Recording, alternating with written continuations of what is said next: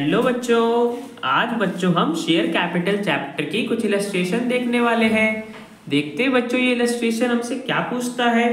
तो बच्चों एक कंपनी है जया लिमिटेड, जिसने 60,000 इक्विटी शेयर्स इशू करे हैं और एक शेयर 10 रुपीज का है और 2 रुपीज के प्रीमियम पे इशू करे गए हैं, जो कि बच्चों इस तरीके से पेबल है। एप्लीकेशन पे 3 रुपीज पर शेयर मिलेगा, अलॉटमेंट पे 5 रुपीज पर शेयर मिलेगा, जिसमें प्रीमियम का अमाउंट भी इंक्लूडेड है, और जो भी बैलेंस होगा वो फर्स्ट और फाइनल कॉल पे मंगाया जाएगा। एप्लीकेशन बच्चों रिसीव हुई है कंपनी के पास 82,000 शेयर्स के लिए। तो बच्चों ज्यादा एप्लीकेशन रिसीव हुई है, ओवर सब्सक्रिप्शन का केस है ना। आगे बच्चों में बता रखा है कि शेयर्स की अलॉटमेंट कैसे करी गई है। तो बच्चों फर्स्ट कैटेगरी में जो एप्लीकेंट थे 30,000 शेयर्स के, उन्हें बच्चों सिर्फ 20,000 शेयर्स ही अलॉट करे गए हैं। मतलब बच्चों जिन्होंने 30,000 शेयर्स के लिए अप्लाई करा होगा उन्हें सिर्फ 20,000 शेयर्स ही अलॉट हुए हैं। ऐसी सेकंड कैटेगरी में जो 50,000 शेयर्स के एप्लीकेंट थे उन्हें सिर्फ 40,000 शेयर्स अलॉट करे गए हैं, और जो रिमेनिंग 2,000 शेयर के एप्लीकेंट्स बच गए उन्हें बच्चों शेयर्स अलॉट ही नहीं करे गए। ठीक है बच्चों, हमें बता रखा है कि अलॉटमेंट किस तरीके से करा गया है। आगे बोल रखा है कि रमेश ने 900 शेयर्स के लिए अप्लाई करा था, जो कैटेगरी ए से है। कैटेगरी ए वाली ये वाली बच्चों, इसमें रमेश था जिसने 900 शेयर्स के लिए अप्लाई करा था, और सुरेश जो कि बच्चों कैटेगरी बी का है, जिसको अलॉट हुए हैं 600 शेयर्स। इन दोनों ने ही बच्चों अलॉटमेंट की मनी पे नहीं करी है। ठीक है बच्चों, हमें बता रखा है कि रमेश कैटेगरी ए का था जिसने 900 शेयर्स के लिए अप्लाई करा था, और सुरेश बच्चों कैटेगरी बी का था जिसको अलॉट 600 शेयर्स हुए। दोनों ने ही अलॉटमेंट की मनी पे नहीं करी है। और बच्चों हमें क्वेश्चन में बोला है कि अलॉटमेंट पे कितना अमाउंट रिसीव हुआ होगा, वो बच्चों हमें कैलकुलेट करना है। तो बच्चों देखते हैं। सबसे पहले देखो बच्चों, कंपनी ने इशू कितने करे थे? 60,000 शेयर्स इशू करे थे। तो बच्चों अलॉट भी मैक्सिमम इतने शेयर्स करे होंगे, 40,000 प्लस 20,000, दोनों बच्चों कंपनी ने मिला के 60,000 शेयर्स को अलॉट करा होगा। तो देखो बच्चों 60,000 शेयर्स पे हम निकाल लेते हैं कि हमें अलॉटमेंट का अमाउंट एक्चुअल में मिलना कितना था। तो 60,000 शेयर पे बच्चों हमें 5 रुपीज मिलना था अलॉटमेंट पे। तो टोटल बच्चों हमें अलॉटमेंट पे 3 लाख रुपीज मिलना चाहिए था। अब बच्चों हमें देखना है कि इसमें से मिला कितना है। टोटल तो हमें इतना मिलना चाहिए था, अब हमें इसमें से माइनस करना है। तो देखो बच्चों क्या माइनस करना है हमें, जो एक्सेस एप्लीकेशन मनी मिली होगी हमें अलॉटमेंट पे। कैसे देखो बच्चों, जो फर्स्ट कैटेगरी है उसमें हमें क्या बोल रखा था कि अप्लाइड तो करा था 30,000 शेयर्स के लिए एप्लीकेंट्स ने, बट उन्हें सिर्फ अलॉट करे गए हैं 20,000 शेयर्स। तो बच्चों कंपनी ने 10,000 शेयर्स कम अलॉट करे हैं ना। तो बच्चों जो 10,000 शेयर्स कम अलॉट करे हैं उन पे जो एप्लीकेशन मनी मिली होगी कंपनी की, वो तो बच्चों कंपनी के पास होगी। एक्सेस एप्लीकेशन मनी मिली है ना कंपनी को 10,000 शेयर्स पे, बिकॉज 10,000 शेयर कम अलॉट करे हैं। तो बच्चों जो 10,000 शेयर पे हमें 3 रुपीज की एप्लीकेशन मनी मिली होगी 30,000 की, इसको बच्चों कंपनी के पास ही होगी ये तो, और बच्चों कंपनी ने इसे अलॉटमेंट पे एडजस्ट कर लिया होगा। यही करते हैं ना बच्चों हम प्रो राटा अलॉटमेंट के टाइम पे, जब भी हमें एक्सेस एप्लीकेशन मनी रिसीव होती है तो हम उसको एडजस्ट कर देते हैं अलॉटमेंट पे। तो बच्चों 30,000 रुपीज की जो कंपनी को कैटेगरी ए वाले शेयर होल्डर से एप्लीकेशन मनी मिली होगी, इसको बच्चों कंपनी ने एडजस्ट करा होगा ना। तो देखो बच्चों 30,000 रुपीज मतलब हमें कैटेगरी ए से अलॉटमेंट के पहले ही मिल चुके हैं एप्लीकेशन के टाइम पे, बिकॉज उन्होंने एक्सेस एप्लीकेशन मनी दे दी थी।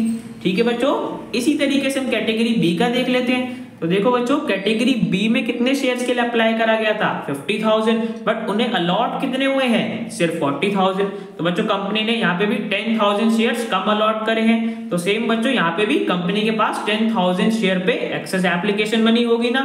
तो बच्चों 10,000 शेयर पे 3 रुपीज की एप्लीकेशन मनी कंपनी के पास एक्सेस होगी 30,000।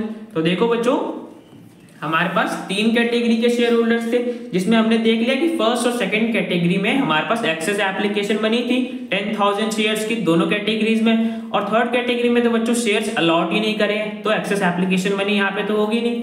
तो देखो बच्चों हमें क्या पता चल गया कि हमारे पास एक्सेस एप्लीकेशन मनी टोटल कितनी होगी जो हमने अलॉटमेंट पे एडजस्ट करी होगी। तो देखो बच्चों कैटेगरी ए में हमारे पास 30,000 रुपीज की थी, और सेम कैटेगरी बी में भी हमारे पास 30,000 रुपीज की एक्सेस एप्लीकेशन मनी थी। मतलब बच्चों टोटल हमें एक्सेस एप्लीकेशन मनी कितनी मिली दोनों कैटेगरी से? 60,000। और बच्चों 60,000 को हम पहले ही अलॉटमेंट पे एडजस्ट कर चुके होंगे। ठीक है बच्चों, मतलब बच्चों 3 लाख हमें टोटल मिलना था, उसमें से 60,000 हमें एप्लीकेशन के टाइम पे ही मिल गया होगा। ठीक है बच्चों, तो 3 लाख में से 60,000 बच्चों हमें पहले ही मिल गया। अब कितना मिलना है, 2,40,000।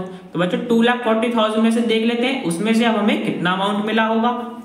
तो देखो बच्चों क्या बोल रखा था कि रमेश जो कि बच्चों कैटेगरी ए का एप्लीकेंट था, उसने 900 शेयर्स के लिए अप्लाई करा था, उसने बच्चों अलॉटमेंट की मनी नहीं दी। तो बच्चों हमें निकालना पड़ेगा कि रमेश को कितना अलॉटमेंट का अमाउंट देना था।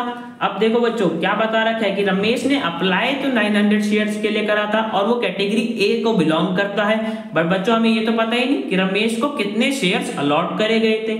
तो बच्चों देखो जब भी हमें बता नहीं रखा होता कि कितने शेयर्स अलॉट करें या कितने शेयर्स अप्लाई करें, तो बच्चों हमारे पास दो फॉर्मूलेज होते हैं।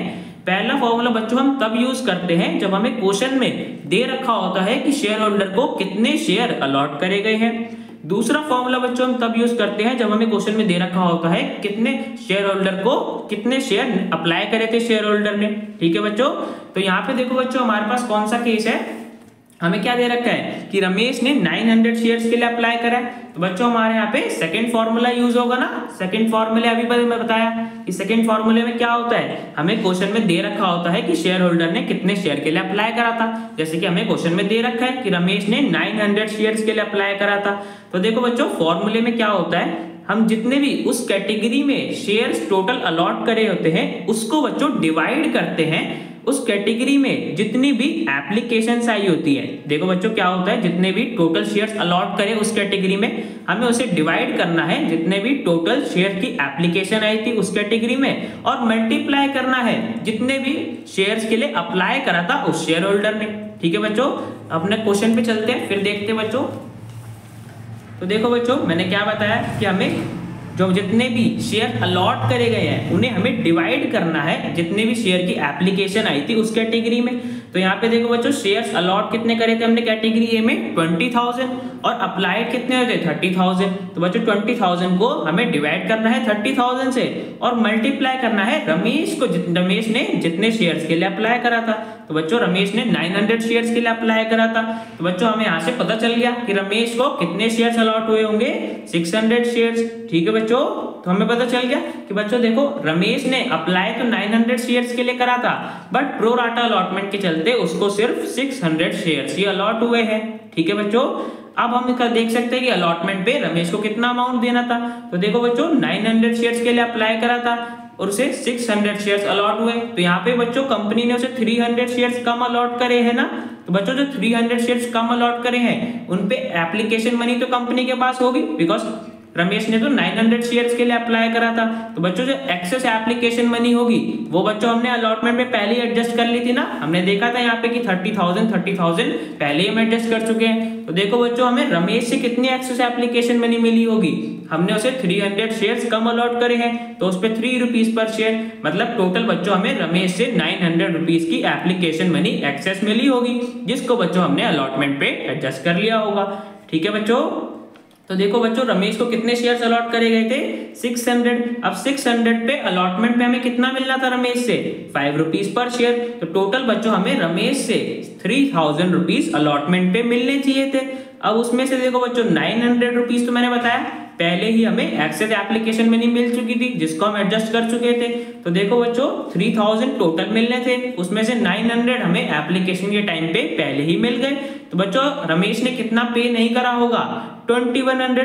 ठीक है बच्चों 3000 टोटल मिलने थे उसमें से 900 हमें पहले ही मिल गए। तो जो बाकी का अमाउंट था जो उसने पे नहीं करा वो कितना हो गया 2100। ठीक है बच्चों, तो देखो बच्चों हम यहाँ तक पहुंच गए थे कि 2,40,000 टोटल हमें मिलने चाहिए थे। अब उसमें से 2100 रुपीज रमेश ने नहीं दिए, जो कि बच्चों हमने अभी देखा कि 2100 रुपीज रमेश ने पे नहीं करा, हमने वर्किंग नोट में देखा ना।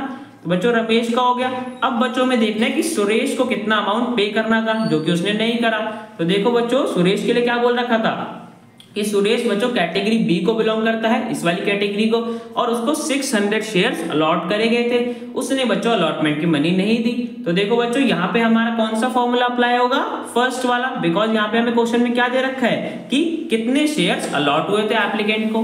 तो देखो बच्चों फर्स्ट फॉर्मूले में क्या बोला था हमें कि जब भी शेयर्स अलॉट हमें दे रखे होंगे तो हमें फर्स्ट फॉर्मूला का यूज करना है। अब फर्स्ट फॉर्मूले में क्या होता है कि बच्चों उस कैटेगरी में जितनी शेयर की एप्लीकेशन आई थी उसको हमें डिवाइड करना है जितने शेयर्स अलॉट करे गए उस कैटेगरी में, और बच्चों मल्टीप्लाई करना है उस शेयर होल्डर को जितने शेयर्स अलॉट करे। अब देखो बच्चों इन फॉर्मूले को आप कैसे याद कर सकते हैं। अगर हमें क्वेश्चन में दे रखा होगा शेयर्स अलॉटेड इतने हैं शेयर होल्डर को, तो बच्चों हम शेयर अलॉटेड को डिनोमिनेटर में रखेंगे। अगर बच्चों हमें क्वेश्चन में दे रखा होगा कि शेयर अप्लाइड इतने हैं तो हम शेयर अप्लाइड को डिनोमिनेटर में रखेंगे। ठीक है बच्चों, और बाकी उसका अपोजिट फॉर्मूला हम अप्लाई कर देंगे। तो यहाँ पे बच्चों देखो हमारे पास क्या बोल रखा है कि सुरेश को 600 शेयर्स अलॉट हुए थे। तो बच्चों हमें जितने भी टोटल शेयर्स अप्लाइड थे उस कैटेगरी में उसको बच्चों हमें डिवाइड करना है जितने भी शेयर्स अलॉट करे गए, और मल्टीप्लाई करना है जितने भी सुरेश को शेयर्स अलॉट हुए थे। तो देखो बच्चों हमारे पास जो कैटेगरी बी थी उसमें एप्लीकेशन हमारे पास कितनी आई थी 50,000 शेयर के लिए, उसको बच्चों में डिवाइड करना है जितने शेयर्स अलॉट करे थे। तो 40,000 शेयर्स अलॉट करे थे तो बच्चों 50,000 को हमने डिवाइड कर दिया 40,000 से और मल्टीप्लाई कर दिया सुरेश को जितने शेयर्स अलॉट करे गए थे 600। तो बच्चों हमें पता चल गया कि सुरेश ने अप्लाई कितने शेयर्स के लिए करा होगा। ठीक है बच्चों 750 शेयर्स के लिए बच्चों सुरेश ने अप्लाई करा होगा। तो यहाँ पे बच्चों में पता चल गया ना कि सुरेश ने अप्लाई तो 750 शेयर्स के लिए करा था बट उसको 600 शेयर्स अलॉट हुए। तो यहाँ पे बच्चों प्रोराटा अलॉटमेंट के चलते सुरेश को कम शेयर्स अलॉट हुए ना। अब बच्चों उनपे जो कम शेयर्स अलॉट हुए उनपे एक्सेस एप्लीकेशन मनी मिली होगी, कंपनी को कितनी मिली होगी 150 शेयर्स बच्चों हमने सुरेश को कम अलॉट करें तो उस पर 3 रुपीज की एप्लीकेशन मनी। टोटल बच्चों सुरेश ने कितनी एक्सेस एप्लीकेशन मनी दी होगी 450 रुपीज, और इस एक्सेस एप्लीकेशन मनी को बच्चों कंपनी ने अलॉटमेंट पे एडजस्ट कर लिया था ना, हमने करा था कि 30,000 में कैटेगरी बी से अलॉटमेंट पे पहले ही मिल चुके थे तो वो हमने माइनस कर दिए थे। मतलब बच्चों ये 450 हम पहले ही एडजस्ट कर चुके हैं। अब हमें देखना है कि सुरेश को अलॉटमेंट पे देना कितना था। तो बच्चों सुरेश को कितने शेयर्स अलॉट करे गए थे 600, उस पर 5 रुपीज हमें मिलना था। तो टोटल बच्चों सुरेश से भी हमें 3000 रुपीज ही मिलने थे, उसमें से वो 450 रुपीज पहले ही एप्लीकेशन के टाइम पे दे चुका है। तो बच्चों जो अमाउंट उसने नहीं दिया रिमेनिंग का वो बच्चों हमारे पास कितना आ गया 2550। ठीक है बच्चों हमें अमाउंट पता चल गया कि सुरेश को इतना अमाउंट देना चाहिए था, बैलेंस था, उसने नहीं दिया। तो बच्चों इस अमाउंट को हम माइनस कर देंगे।